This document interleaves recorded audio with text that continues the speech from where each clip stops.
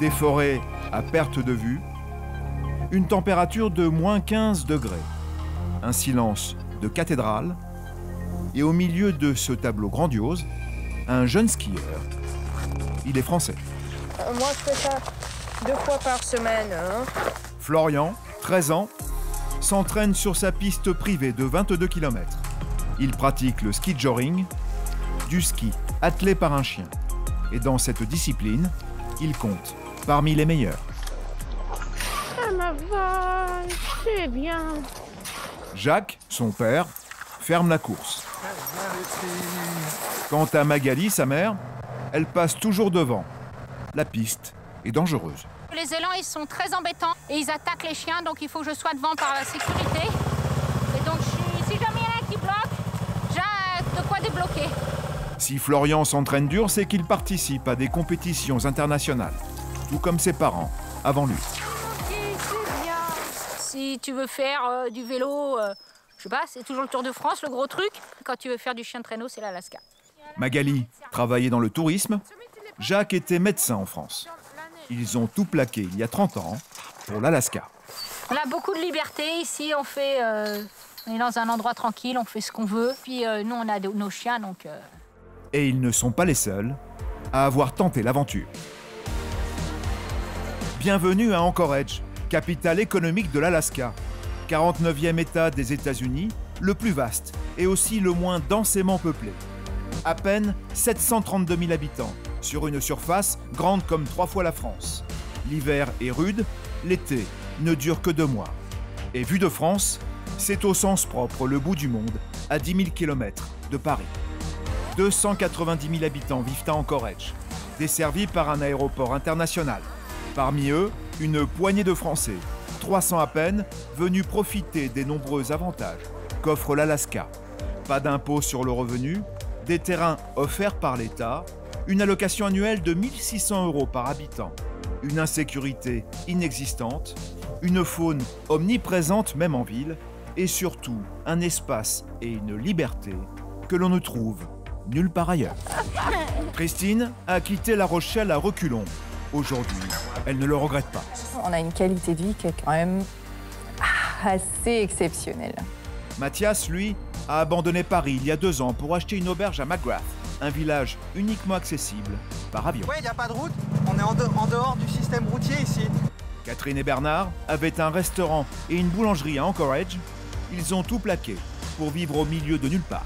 C'est mon frère jumeau, on peut dire. Ce que j'ai fait avec, c'est complètement fou. Virginie travaillait dans le luxe, place Vendôme à Paris. Aujourd'hui, elle est agent immobilier à Anchorage. Ouais, c'est ce que j'ai ressenti au début, les conditions extrêmes, mais en fait, on s'habitue. C'est assez fou. Bienvenue en Alaska, la dernière frontière.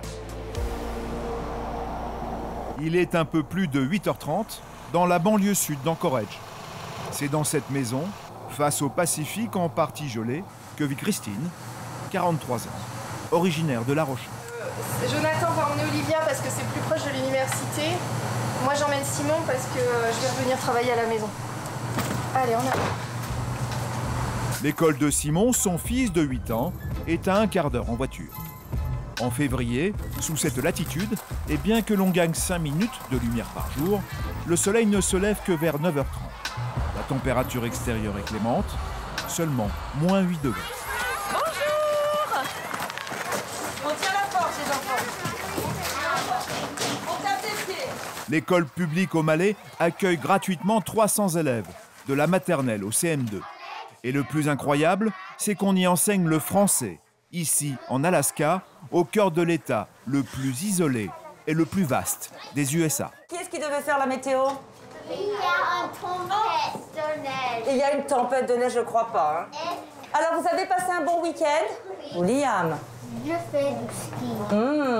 Simon? J'ai construit une maison dans Minecraft. Oh, t'as construit une maison. Simon, le fils de Christine, est en CE1. Bien que les 24 élèves de sa classe parlent français, ils ne sont que 3 à avoir un lien avec la France. Ils sont tous de famille américaine, sauf Simon, Israël, qui est absent aujourd'hui, et Ansar. Alors, aujourd'hui, c'est le dernier jour avec la poésie. Simon, tu vas essayer? Non? Just, okay. La fourmi de 18 mètres avec un chapeau sur la tête. Ça n'existe pas. Ça n'existe pas. Cela fait 1 an que Régine enseigne le français à Anchorage. Elle est arrivée grâce à Brandon Lucky, responsable pour l'État d'Alaska, du programme bilingue. Ces 2 classes, ce sont des classes d'immersion bilingue. Ça, c'est la classe d'anglais, ça, c'est la classe de français. Et pendant le déjeuner, les 2 groupes changent. Le programme, qui s'appuie sur un équilibre parfait entre français et anglais, commence dès la maternelle. Et Brandon Lucky veut le prolonger jusqu'à la terminale, avec un objectif, attirer de nouveaux venus en Alaska, notoirement sous-peuplé. On a besoin des professeurs de France. D'ailleurs, il en profite pour passer une annonce à destination d'enseignants français. C'est difficile de convaincre quelqu'un de déménager en Alaska, mais on travaille avec le gouvernement et on offre des visas pour travailler ici. 14 h, Christine revient à l'école de son fils. Comment ça va aujourd'hui? Very good, and you? Bien. La journée de Simon se termine par un cours d'éducation physique. On y va les enfants. Christine, comme d'autres parents, s'est portée volontaire pour assister le prof. Hé, Simon, viens chercher tes affaires, là. Ici, on n'a pas de terrain de basket ou de foot. En revanche, on a une patinoire.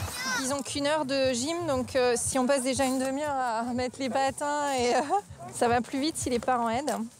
Pousse contre moi, s'il te plaît. Le cours consiste principalement à jouer à chat. Et à ce petit jeu, Simon, du haut de ses 8 ans, est imbattable. C'est l'avantage d'être né ici à Anchorage et de patiner depuis l'âge de 3 ans. Tu triches. Comment je fais, moi? Je peux pas faire ça. Le truc, c'est que Simon est très rapide. Ma fille a 4 ans et elle est presque plus rapide que moi. Donc si je m'y mets pas maintenant, c'est mort, quoi. Les cours sont terminés. Les journées scolaires sont calées sur le cycle de la lumière. Attends, t'as même pas essuyé tes patins, là. En hiver, la nuit à Anchorage tombe autour de 15h30. Le lendemain, 8h30, devant l'agence immobilière la plus importante en ville. Étonnamment, elle appartient à une Française, arrivée de Nîmes il y a 40 ans.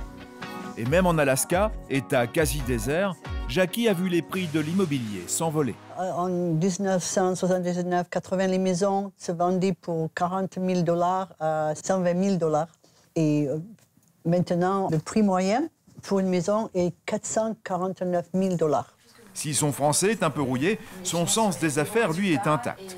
Elle fait travailler 98 agents et parmi eux, Virginie, 36 ans, une Parisienne embauchée il y a 6 mois. En fait, on est chacun un peu, chaque bureau et sa propre agence immobilière. Même si on est tous sous le chapeau de RE/MAX, on est tous indépendants. De son bureau, Virginie a accès à l'ensemble du marché. Et si elle a choisi ce métier, c'est que malgré la pandémie, l'immobilier en 2 ans a littéralement explosé. Thank you, bye bye. En 2020, sur la ville d'Anchorage, il y a eu un total de volume de vente de un petit peu plus d'1 milliard. Et en 2021, 2 milliards 800 millions, ce qui fait plus 177% de vente, ce qui est assez incroyable. Il y a 2 ans, Virginie travaillait dans le luxe, place Vendôme, à Paris. Elle a rencontré un Américain et l'a suivi en Alaska. Elle s'est rapidement adaptée à son nouvel environnement. C'est ce que j'ai ressenti au début, les conditions extrêmes, mais en fait on s'habitue, c'est assez fou. Il fait moins 25 et ça va en fait.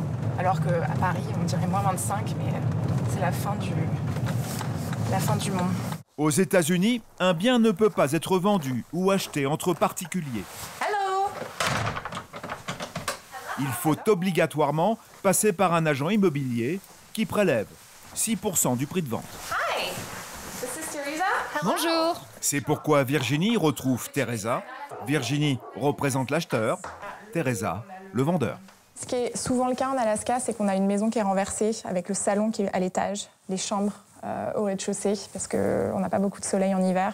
Donc on essaie de capturer un maximum de lumière. So we have 2 full baths. Oui, c'est ça. Et regardez le plan de travail, fait main. And upstairs, yeah, I saw that workwood is really nice. Il s'agit d'un bien classique à Anchorage. 200 mètres carrés, 3 chambres, 2 salles de bain, 1800 mètres carrés de jardin avec vue sur les montagnes, mais ce n'est pas l'essentiel. Quelque chose d'important quand vous cherchez une maison en Alaska, c'est de savoir d'où vient l'eau, etc. Donc vous avez un puits et une fosse septique ici. Donc ça, c'est souvent ce qui se passe quand on est un petit peu dans les hauteurs, dans les montagnes comme ça. Car en dehors du centre-ville, il n'y a ni eau courante, ni tout à l'égout.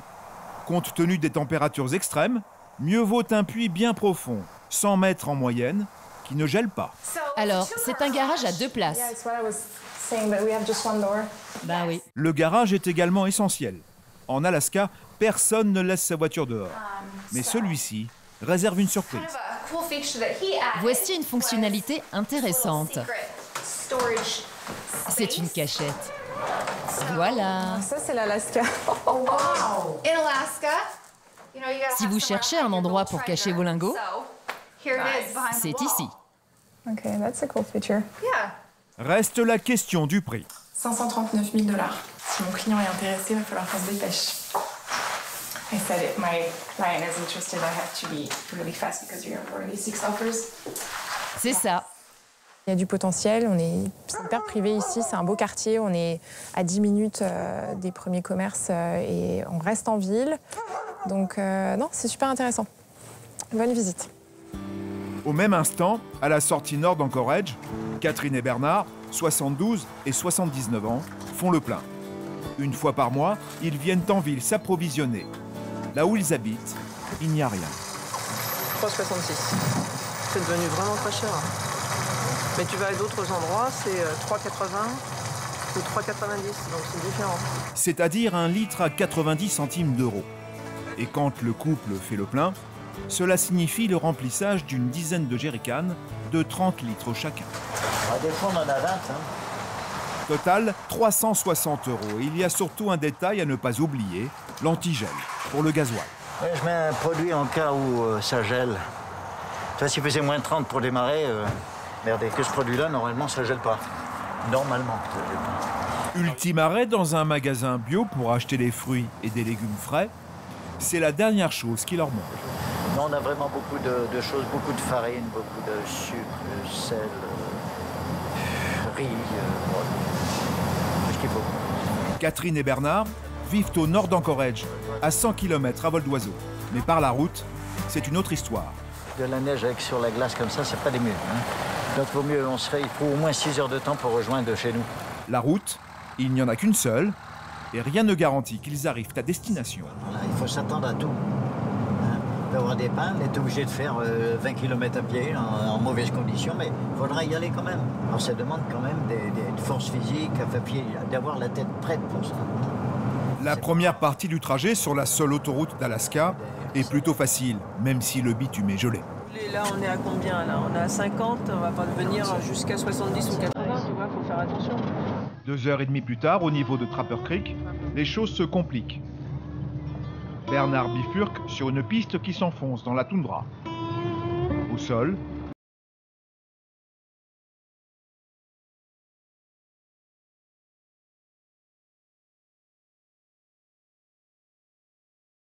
est atteint en 1 heure. Le pick-up ne peut pas aller plus loin. T'as la clé? Oui. Mais ça n'est pas terminé.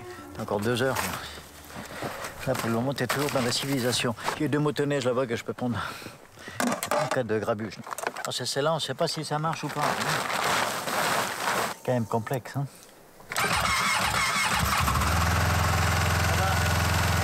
Les motoneiges démarrent et c'est un soulagement. Il ne fait pas très froid, seulement moins 12. Je sais pas exactement ce qu'il va prendre. On va voir. Les provisions et surtout l'essence sont chargées rapidement dans les traîneaux. Il ne faut pas s'éterniser. Alors tu vois, avec de la neige comme ça, c'est pas facile. Alors c'est bien de se mettre debout.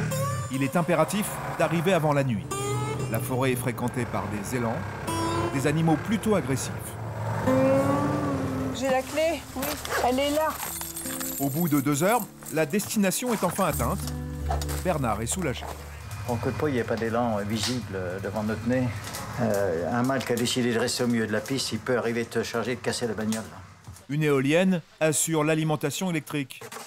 Même si le couple n'est parti que depuis 48 heures, la priorité, c'est de réchauffer la maison. Encore, il fait pas froid, ça va? Il fait moins 30. Essaye d'imaginer un peu. Au menu d'un dîner bien mérité, un plat typique en Alaska. Du steak d'élan. À vrai dire, ces viandes-là sont quand même les viandes qu'on mange tous les jours quand on regarde bien, c'est notre steak. Comme un Français mangeait des steaks, ça va être des steaks de bœuf. Mais nous, c'est des steaks d'élan ou caribou ou des choses comme ça. Ours, plus occasionnel. Bernard était restaurateur. C'est un excellent cuistot. C'est 21. Dans la maison? Ouais. Et dehors, pas pareil? La moutarde, il y a la moutarde? J'aime bien. Okay. Dans ce cadre confortable, on a du mal à imaginer qu'on est à 30 km de la première habitation. Aéroport d'Anchorage, le lendemain matin. Dans le hangar de Reef Air, une compagnie qui assure la liaison avec McGrath, on embarque une importante commande de nourriture. Il y a 150 kilos, et en général bien plus en été. Le vol dure 45 minutes et passe au-dessus de la redoutable chaîne d'Alaska. L'avion qui se pose sur la piste gelée est le seul moyen d'atteindre McGrath. Une destination de week-end pour les habitants d'Anchorage. On se voit quand on redescend. Donnez-nous des nouvelles. Voici Mathias. Il salue des clients qui, justement, repartent en ville. Dehors, les 150 kilos de marchandises, c'est pour lui. Il y a des œufs, de la viande, des frites. En tout, il y en a pour 800 €, transport compris. Cela fait une dizaine de jours qu'il les attend. Ouais, c'est uniquement par l'avion, comme il n'y a pas de route. L'avion que vous avez pris, on a 1 heure d'Anchorage et il n'y a pas de... On est en dehors du système routier ici. Il suffit d'une mauvaise météo pour que la commande reste bloquée à Anchorage. Un problème récurrent pour Mathias, 37 ans, propriétaire de l'Iditarod Roadhouse, la seule auberge de McGrath. On accueille ou on peut accueillir jusqu'à 40 personnes à dîner. Il est donc tout à la fois hôtelier et restaurateur. On a une quarantaine de couchages, 35-40 couchages. Et il n'est pas seul. Bah, je sais pas, t'as fait combien de lits aujourd'hui? Il a embarqué Jenny, 32 ans, sa femme, originaire de Leipzig en Allemagne, dans cette aventure incroyable. Voilà, on a quelques chambres comme ça, avec la salle de bain. On a 4 chambres privées. L'auberge fait 400 mètres carrés. Mathias propose 2 types d'hébergement au prix unique de 80 € la nuit, petit déjeuner compris.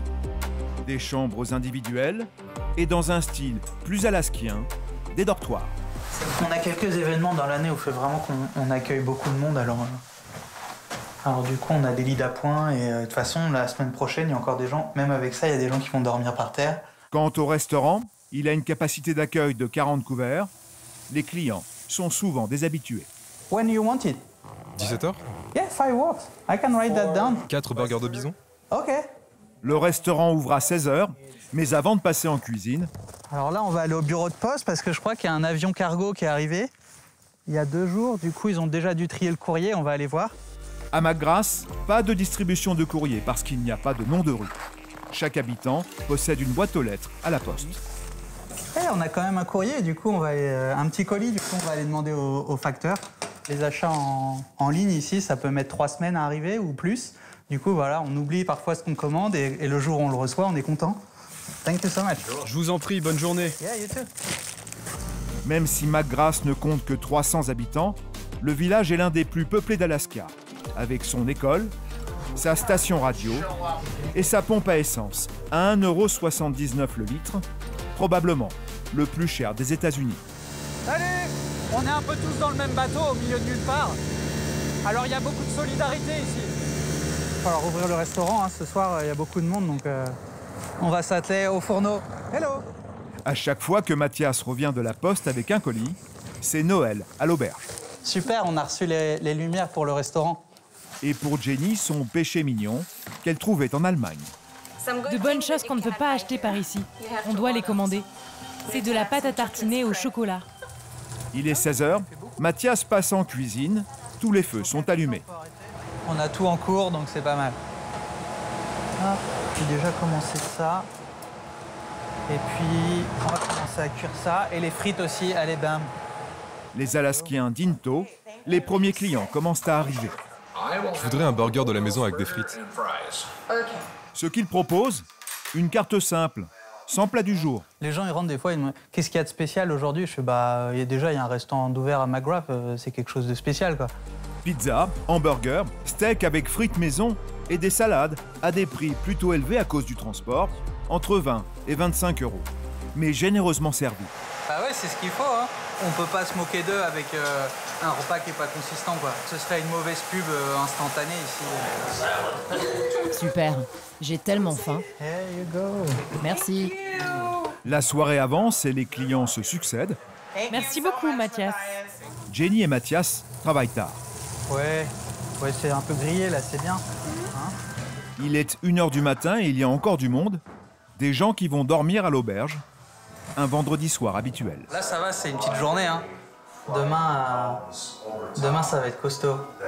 Et dire qu'il y a 2 ans à peine, Mathias était chef de projet dans le 8e arrondissement de Paris. Le lendemain, samedi, dans la banlieue d'Anchorage, nous retrouvons Christine, la maman du petit Simon. Elle enseigne la biologie à l'université. Même si elle est en week-end, elle prépare ses cours en avance. Donc là, je suis là pour tout installer, pour que ce soit prêt lundi matin quand le premier labo arrive. Elle donne des cours à des premières années de médecine et touche environ 5 000 € par mois. En Alaska, il n'y a pas d'impôt sur le revenu. Ça, là, c'est un fémur de vache. C'est ce qu'ils ont fait la semaine dernière. Christine est arrivée à Anchorage en 2014, en suivant son mari Jonathan, enseignant lui aussi. Il me dit « Oh, j'ai vu une annonce en Alaska. » Je suis en Alaska, mais ça va pas, non, mais moi je veux pas y aller en Alaska. « Ah non, mais t'inquiète pas, non, mais je serais jamais pris, hein. » Et donc on est là 8 ans plus tard. Le seul truc qui me gêne ici, honnêtement, c'est d'être loin de la famille et des amis. Parce que sinon, on a une qualité de vie qui est quand même assez exceptionnelle. Elle est arrivée à reculons en Alaska. Aujourd'hui, elle ne regrette pas la France. J'adore la vue sur les montagnes. Tous les ans, parents nous emmenaient faire du ski. Et là, j'ai l'impression d'être en vacances au ski tout l'hiver. Elle ne regrette pas la France, ni La Rochelle d'où elle vient, sauf peut-être lorsqu'elle fait les courses. Tu te rends compte ? 7,50 $ le pot de confiture Bonne Maman. Ça m'étonne pas à peine, hein. En Alaska, tout est cher en Alaska. L'essentiel des produits est importé. Les prix à Anchorage sont donc 20% plus chers qu'ailleurs, aux États-Unis. Et le tarif des produits typiquement français est à multiplier par 3. Pour une fois. Allez, on va prendre ça. Même les quelques produits locaux sont chers. C'est le cas des huîtres, 1,50 € pièce. 12 huîtres, c'est à peu près 20 $, quoi. Alors en France, c'est à moitié prix. À Anchorage, la ville la plus peuplée d'Alaska, on trouve à quelques nuances près les mêmes produits qu'en France. À commencer par d'authentiques fromages. Hello. Do you have some chèvre, maybe? Some like a little variety of things. En bonne française, Christine n'a jamais pu y renoncer. Il y a quand même du choix. Voilà, il y a du langre. On prend du langre? Allez, on prend du langre. I'm gonna take that one. Le langre? Yes, please. Ça m'étonnerait que le langre en France, il soit à 22 $. Voilà. Bon. Mais bon, il y a le prix de l'importation, c'est normal, quoi. Au revoir. Au revoir. Avoir du fromage français sur sa table est toujours un must. Ce soir, Christine invite des amis à un barbecue. Elle finit donc logiquement par la boulangerie. Could I have 2 baguettes, please? La baguette est à 4 €. Il n'y a pas des boulangeries ici, à tous les coins de rue, comme il y a en France. Les gens, ils vont acheter du pain pour un repas spécial, ou ils n'achètent pas leur baguette tous les jours. Ouais, ils sont bons aussi. Ouais, c'est bon. Ça vaut le prix, quand même. Ouais, ça vaut le coup. Le centre-ville d'Anchorage est peu étendu. En revanche, la banlieue, faite de maisons individuelles, s'étale sur un rayon d'une vingtaine de kilomètres. Christine habite au sud, à flanc de colline, face au Pacifique. T'es prêt? La fin d'après-midi se termine en famille, chez le voisin. Au début de l'hiver, il a construit une patinoire chez lui. Et puis comme ça, on vient faire du hockey de temps en temps. Olivia, 4 ans, la fille de Christine, commence à jouer au hockey, le sport numéro 1 ici. Allez Olivia! La nuit tombe vite en hiver, le froid se fait plus mordant. Le moment est venu de rentrer. La maison de Christine et Jonathan, son mari canadien, fait un peu plus de 200 mètres carrés sur 3 niveaux.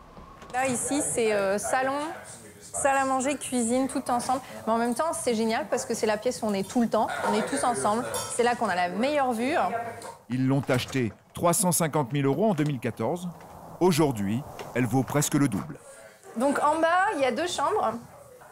Il y a notre chambre, une salle de bain, et là, c'est la chambre des enfants.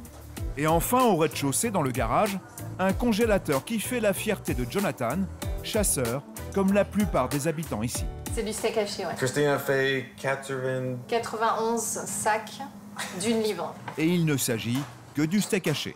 Chaque Alaskien a droit de chasser un élan par an, ce qui produit en moyenne 400 kg de viande. De quoi tenir un moment. Il n'y a pas de souci, t'es pas en retard du tout. Où est-ce que tu veux aller, dans ta chambre ou en haut? Ah, ok. 18 h, les invités arrivent pour le dîner. Des amis du couple, français et américains. Sur la table, baguettes, fromage et huîtres achetés plus tôt. Et au barbecue, Jonathan, Chef D, c'est parfait. qui a puisé dans sa réserve.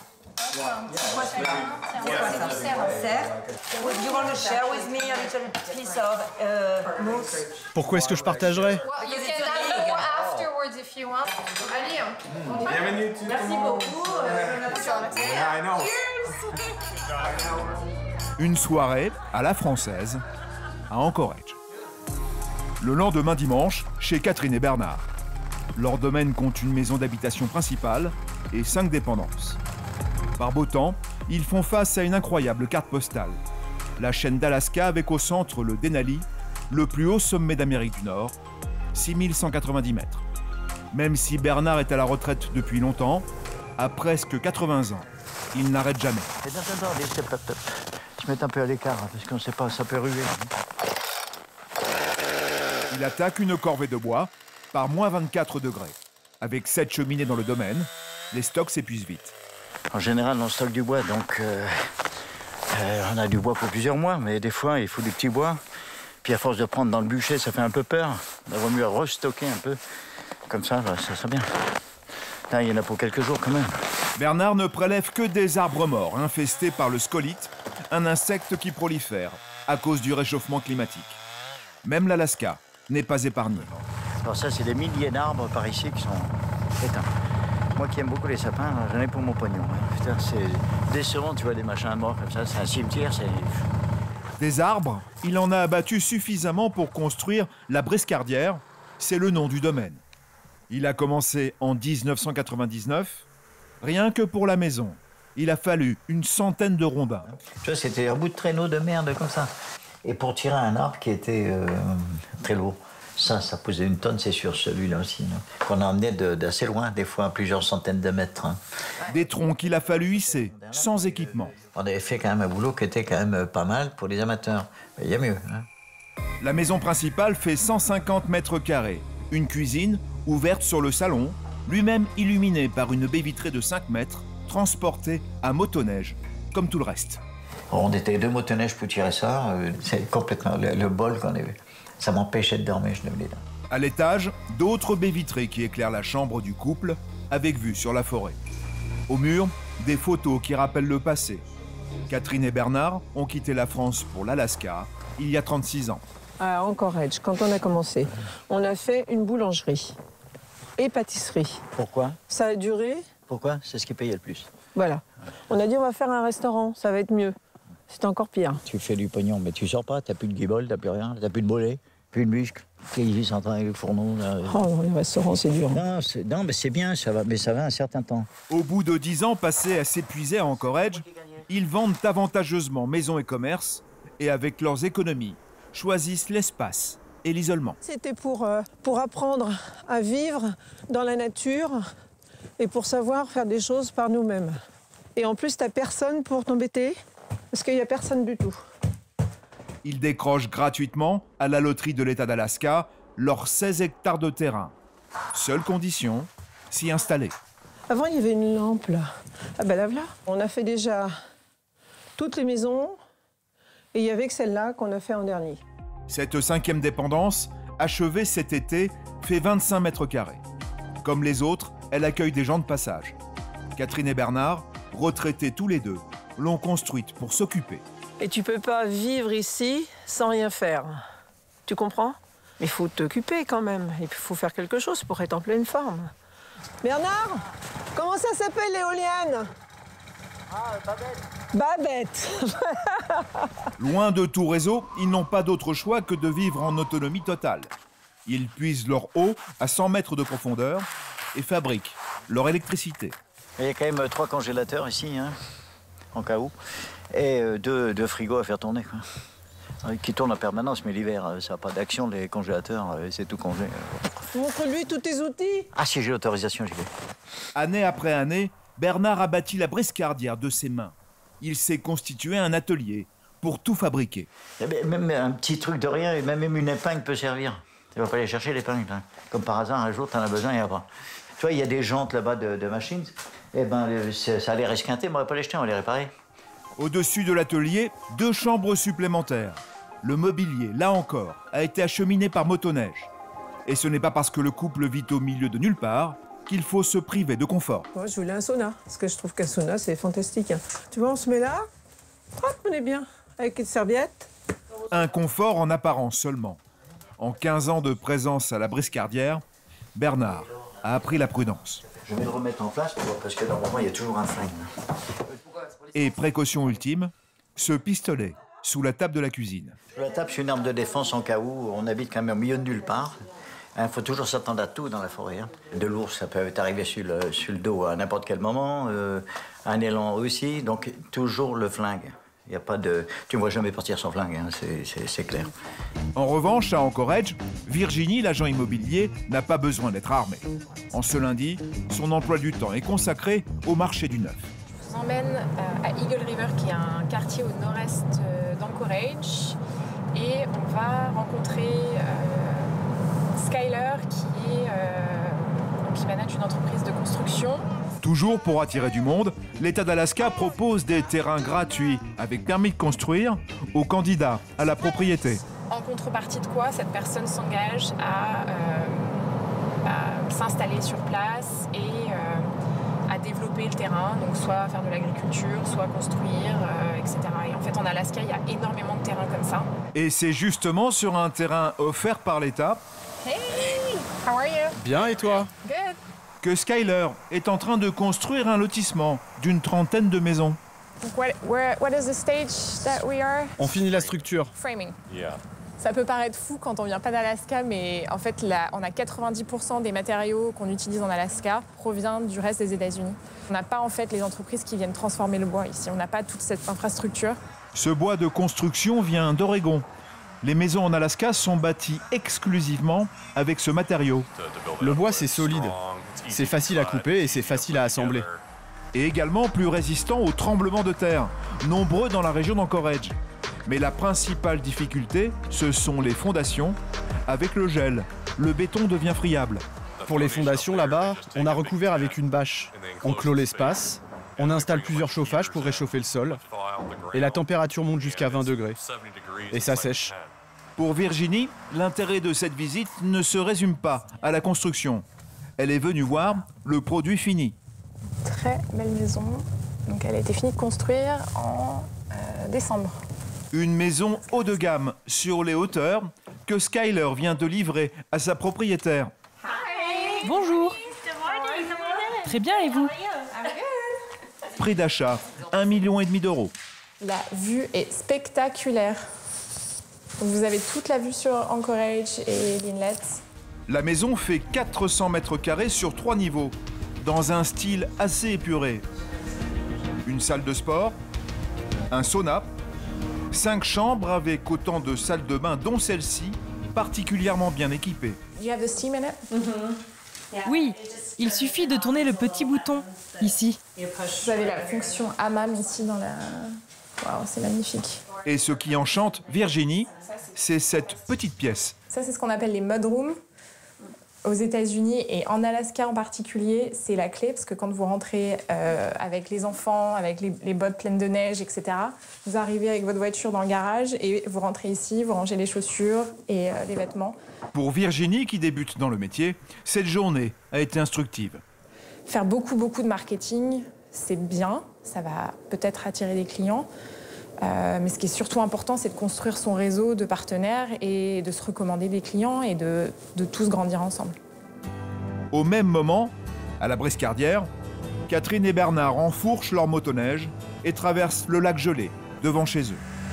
Là, on roule sur le lac. Ouais. J'aime pas ça. Eux aussi sont en pleine opération immobilière. Ils sont propriétaires d'un terrain sur l'autre rive. Ils construisent une 6e maison. Mais le balcon, c'est tout à fait français, ça. C'est pas du tout américain. Plus ça, là-haut. Effectivement, avec son balcon et sa frise de toit, la nouvelle construction a tout du chalet savoyard. Les travaux sont presque achevés. Reste un problème majeur, l'eau. La foreuse n'a rien trouvé. Jusqu'à 200, il n'y avait pas d'eau. Si jamais il n'y a pas, on va essayer de prendre de l'eau du lac. Ici, on n'a plus grand-chose à faire. La tuyauterie est sortie en dessous. Il n'y a plus qu'à brancher. Peut-être que ce week-end, on a fini ici. Comme à son habitude, Bernard a fait les travaux. Peut-être pas le début de rambarde de là, tiens. Si. Un peu haut. Non. Parce que si c'est plus petit, un enfant peut passer par-dessus. S'il s'est lancé dans cette construction, c'est pour la vendre. Ah, ça vaut largement, sans eau, 150 000 quand même. Et avec eau il y a plus de 200, enfin 200. Soit environ 180 000 €. Une dernière opération avant de partir, car avec un mari de près de 80 ans, Catherine ne veut plus habiter à 5 heures de route du premier hôpital. Et donc je me dis maintenant, c'est là où ça pourrait être dangereux. Parce qu'il y a toujours quelque chose qui peut se passer. Après 36 ans passés en Alaska, le couple veut tourner la page et changer d'hémisphère. Prochaine étape, Tahiti. Mathias, en revanche, n'a pas l'intention de bouger. Il s'épanouit à 10 000 km de la vie parisienne, qu'il a abandonnée il y a 2 ans. Bon là, je suis prêt pour les sports d'hiver en Alaska. Sur le toit de son auberge à McGrath, la neige s'est accumulée et pèse sur la charpente 50 kilos au mètre carré. Eh ben, l'hiver dernier, il y a un bâtiment officiel qui s'est écroulé. Ça a surpris tout le monde. Du coup, maintenant, on n'attend pas pour déneiger. Un déneigement impossible à mener à bien quand le téléphone n'arrête pas de sonner. Roadhouse, this is Matthias. Là, on va vraiment être plein comme on est rarement plein ce soir. Une auberge qui fonctionne à plein régime, très loin de la vie qu'il menait avant. J'ai passé 15 ans à Paris, j'ai bossé, j'ai travaillé dans l'informatique à Paris, et puis même si les projets étaient intéressants, à un moment, on a envie de faire quelque chose de plus actif, de plus vivant, au contact des gens, au contact de plus de gens. C'est le ski de fond qui l'a amené en vacances en Alaska en 2018. Pendant des mois, j'ai planifié une aventure et je suis venu skier de Anchorage à McGrath. J'ai passé plus de temps dans les villages et commencé à rencontrer les gens et tout. Je me suis dit, pourquoi pas, en fait, c'est sympa, j'aime bien la vie ici et le sentiment de liberté. Il achète l'auberge, 150 000 €, toutes ses économies y passent. Et il rencontre Jenny, venue elle aussi en vacances. Au départ, je suis venue en vacances. Je n'avais pas l'intention de m'installer ici. Et puis il m'a montré l'endroit. Et tout a été très vite. En prévision, Jenny complète les réserves de l'auberge au supermarché de McGrath. Il n'y en a pas d'autre, entre ici et Anchorage, à 350 km. Alors je vais prendre du pain. Vous savez que ça coûte 10 € ça ? Ça fait une différence. Comme Mathias, son mari, Jenny a trouvé ici ce qu'elle recherchait. Ici, les sentiments de liberté et de tranquillité sont réels. Vous pouvez vraiment faire ce que vous voulez. On n'a pas cette impression en Europe. Pendant ce temps à l'auberge, Mathias remplace les spots reçus par Colly la veille. Ah, tu es électricien maintenant? Fais attention quand même. No, that's okay. Depuis qu'il est à McGrath, Mathias est devenu très polyvalent et surtout, il a pris des dispositions inimaginables en France. En fait, j'ai déclaré l'auberge auberge ouverte. J'ai même jeté les clés de la porte d'entrée. Donc j'ai pas gardé les clés de l'auberge en fait. Et c'est ouvert 24 heures sur 24 toute l'année. Voilà, et même quand je suis absent pendant 2 mois, ça reste ouvert ici. Et voilà, on fait un test? Ok. Ça suffira pour aujourd'hui? Si l'auberge affiche complet ce soir, c'est qu'elle constitue la première étape de l'Iron Dog, une course de motoneige unique au monde. 4000 km, partie le matin même d'Anchorage. Non, ils vont arriver très vite, là. Les coureurs, ils sont à quelques kilomètres du village. Pendant que Jenny finit les chambres, les premiers coureurs franchissent la ligne. L'étape a été éprouvante. C'était dur. Il y avait beaucoup de neige. Mais en pointe, j'étais à 170 km/h. Les coureurs, ils sont arrivés, là.